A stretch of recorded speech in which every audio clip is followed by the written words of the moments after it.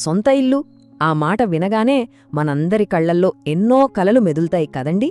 కాని ఆ కల నెరవేర్చుకునే ప్రయాణంలో ఓ పెద్ద సవాలు ఉంటుంది. అదే హోమ్ లోన్. ఈరోజు మనం సరిగ్గా ఆ సవాలును ఎలా ఎదుర్కోవాలో కొన్ని పవర్ఫుల్ సీక్రెట్స్ తెలుసుకోబోతున్నాం. ఇవి జస్ట్ డబ్బు మాత్రమే కాదు, మన జీవితంలో ఎంతో విలువైన సమయాన్ని కూడా మనకు తిరిగిస్తాయి. సరే, ముందుగా ఒక సింపుల్ క్వశ్చన్. మనం బ్యాంక్ నుంచి ఓ 50 లక్షల రూపాయల హోమ్ లోన్ తీసుకున్నామనుకోండి, తిరిగి కట్టేది కూడా 50 లక్షలే ఉంటుందా? చాలామంది అవుననే అనుకుంటారు. కానీ అసలు నిజం తెలిస్తే షాక్ అవుతారు. ఏంటో వాళ్ళ లెక్క చూసేద్దామా? ఇదిగోండి అసలు కథ. మన 50 లక్షల రూపాయల కల 20 ఏళ్లు తిరిగేసరికి ఏకంగా 1,04,00,000 రూపాయల భారంగా మారుతుందన్నమాట. అంటే మనం తీసుకున్న దానికి రెండింతల కంటే ఎక్కువ. మనం కష్టపడి సంపాదించిన డబ్బులో సగానికి పైగా, అంటే సుమారు 54 లక్షల రూపాయలు కేవలం వడ్డీకే కడుతున్నాం. ఇది నిజంగా ఆలోచించాల్సిన విషయమే కదా. ఇంత పెద్ద మొత్తంలో వడ్డీ ఎందుకు కట్టాల్సొస్తుంది? దాన్నర్థం చేసుకోవాలంటే మనం కట్టే ఈఎంఐలో మన డబ్బు అసలికి ఎంత వెళ్తోంది, వడ్డీకి ఎంత వెళ్తుందో చూడాలి. దీనికోసం బ్యాంకులు ఒక పద్ధతి ఫాలో అవుతాయి. అదేంటో ఇప్పుడు వివరంగా చూద్దాం. ఇది ఎలా ఉంటుందంటే, మనం లోన్ తీసుకున్న మొదటి 10 ఏళ్ల పాటు, అంటే మన లోన్ ప్రయాణంలో సగం దూరం, మనం కట్టే ఈఎంఐలో సింహభాగం వడ్డీకే పోతుంది.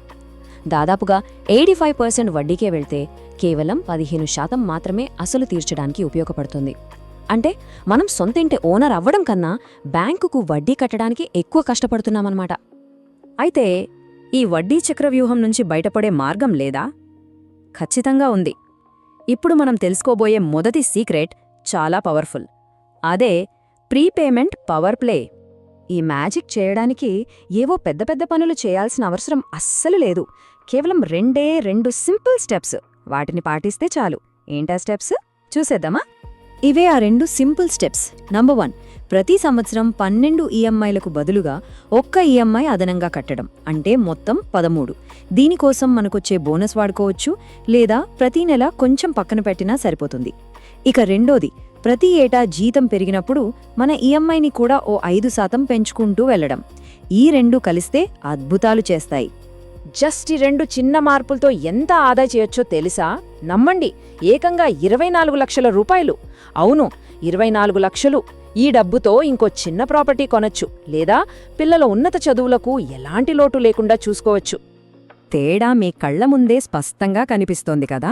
20 ఏళ్లపాటు మనల్ని బంధించాల్సిన లోన్ ఈ చిన్న ప్లాన్తో కేవలం 11 ఏళ్లలోనే తీరిపోతుంది. అంటే మనం డబ్బు ఆదా చేయడమే కాదు, మన జీవితంలోంచి 9 విలువైన సంవత్సరాలను తిరిగి సంపాదించుకుంటున్నాం. ఒక్కసారి ఆలోచించింది, ఆ 9 ఏళ్లలో ఇంకేం సాధించగలమో? ఓకే, ఇప్పుడు రెండో సీక్రెట్ ఏంటో చూద్దాం. ఇది చాలా తెలివైన స్ట్రాటజీ. బ్యాంకుల మధ్య ఉండే పోటీని మనకు అనుకూలంగా మార్చుకోవటం అన్నమాట. అదే రీఫైనాన్సింగ్. మరి రీఫైనాన్సింగ్ గురించి ఎప్పుడు ఆలోచించాలి? దీనికి 2 మంచి సందర్భాలున్నాయి. 1, మార్కెట్లో వడ్డీ రేట్లు తగ్గినప్పుడు.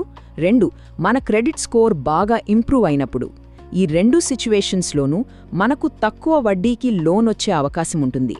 అందుకే అప్పుడప్పుడు మన లోన్ స్టేట్మెంట్ చూసుకుంటూ మార్కెట్ రేట్ల మీద, మన క్రెడిట్ స్కోర్ మీద ఓ కన్నేసి ఉంచాలి. రీఫైనాన్సింగ్ వల్ల ఎంత లాభమో చూడండి. మనం కాస్త చొరవ తీసుకుని వేరే బ్యాంకుకు మారితే దాదాపు 3 లక్షల ఆదా అవ్వచ్చు.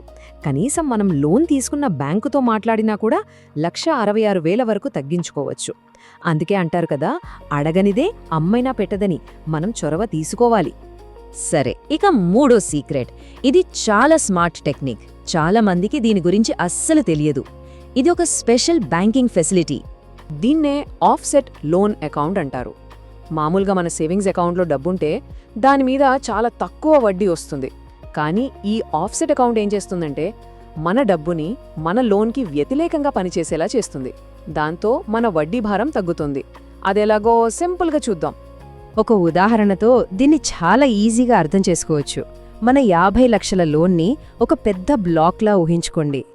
ఇప్పుడు మన దగ్గర అదనంగా ఒక 5 లక్షల రూపాయలు ఉన్నాయనుకుందాం. దాన్ని ఈ స్పెషల్ ఆఫ్సెట్ అకౌంట్లో పెట్టాం. అప్పుడు ఆ డబ్బు మన లోన్ బ్లాక్లో కొంత భాగానికి ఒక షీల్డ్లా, ఒక రక్షణ కవచంలా పనిచేస్తుంది. అప్పుడేమవుతుందంటే బ్యాంక్ మనం మొత్తం 50 లక్షల మీద వడ్డీ లెక్కించదు. ఆ షీల్డ్ కింద ఉన్న 5 లక్షలని తీసేసి మిగిలిన 45 లక్షల మీద మాత్రమే వడ్డీ వేస్తుంది. దీనివల్ల బెస్ట్ పార్ట్ ఏంటంటే ఆ డబ్బు మన అకౌంట్లోనే ఉంటుంది. మనకెప్పుడు కావాలంటే అప్పుడు వాడుకోవచ్చు. అదే టైంలో మన లోన్ వడ్డీ కూడా తగ్గుతుంది. ఒకే దెబ్బకు 2 పిట్టలన్నమాట. ఇప్పటిదాకా మనం డబ్బు ఎలా ఆదా చేయాలి అనే విషయాల గురించి మాట్లాడుకున్నాం, కానీ ఈ స్ట్రాటజీల వెనుక ఉన్న అసలైన లక్ష్యం డబ్బుని మించింది. ఈ మాట ఒకసారి గమనించండి. అసలు లక్ష్యం లోన్ వీలైనంత త్వరగా తీర్చడం. అప్పుడే మనం నిజంగా బ్రతకగలం. అప్పుని ఎంత త్వరగా వదిలించుకుంటే అంత త్వరగా మనం ఫినాన్షియల్ ప్రెషర్ నుంచి బయటపడతాం. అప్పుడే మన జీవితాన్ని మనకు నచ్చినట్టు స్వేచ్ఛగా ఆస్వాదించగలుగుతాం. మీకు గుర్తుందా, మనం మొదట మాట్లాడుకున్న ఆ సింపుల్ స్ట్రాటజీ పాటిస్తే చాలు మన లోన్ నుంచి 9 సంవత్సరాల ముందే ఫ్రీ అయిపోతాం. 9 ఏండ్లు అంటే దాదాపు ఒక దశాబ్దం. మన జీవితంలో అది ఎంత విలువైన సమయమో కదా. చివరిగా ఈ ఒక్క ప్రశ్నతో ముగిద్దాం. అప్పులు లేని ఆ అదనపు 9 సంవత్సరాల ఫ్రీడమ్ దొరికితే ఆ సమయంతో ఏం చేయొచ్చు? ఒక కొత్త బిజినెస్ మొదలుపెట్టొచ్చు, ప్రపంచాన్ని చుట్టి రావొచ్చు, మన ఫ్యామిలీతో ఇంకా ఎక్కువ క్వాలిటీ టైం స్పెండ్ చేయొచ్చు. అవకాశాలు ఎన్నో. ఈ సీక్రెట్స్ ఇప్పుడు మనకు తెలుసు. వీటిని ఉపయోగించుకుని మన ఫైనాన్షియల్ ఫ్రీడమ్ని, మన జీవితాన్ని మనమే కంట్రోల్ తీసుకుందాం. ఆలోచించండి, ఆచరణలో పెట్టండి.